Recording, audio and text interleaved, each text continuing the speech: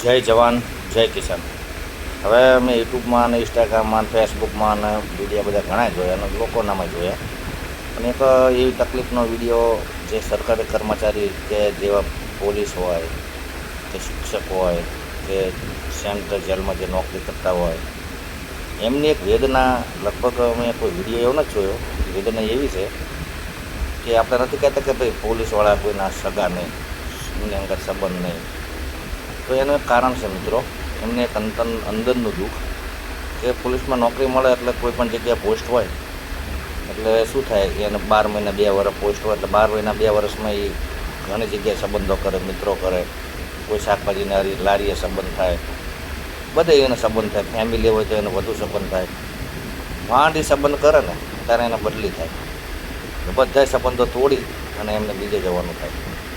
એ એક એવી વેદના છે ને કે કોઈ કંઈ નહીં કે આમ બધા સંબંધો કર્યા હોય એમને તાત્કાલિક જવાનું થાય. બીજે પોસ્ટ થાય એટલે અહીંયા પાછા એના નવનસરથી 6 મહિના 12 મહિના સંબંધો થતાં વાર લાગે. 12 મહિના સંબંધો કરે, બધા ઘર જેવો સંબંધ થાય તો પાછું એને બદલી થાય. વળી પાછું બીજી જગ્યાએ પોસ્ટ થાય, પાછા અહીંયા પાછું નવા સંબંધો કરવા.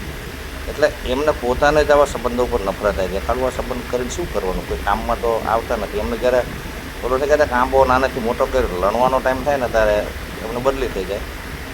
એટલે એ દુઃખ મને ઘણું થાય છે. પણ હવે આમાં કાયદા કરતો ઘણું ચાલે નહીં.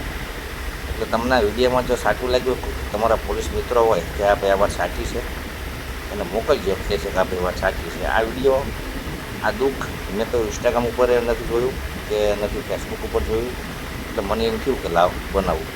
જય માતાજી.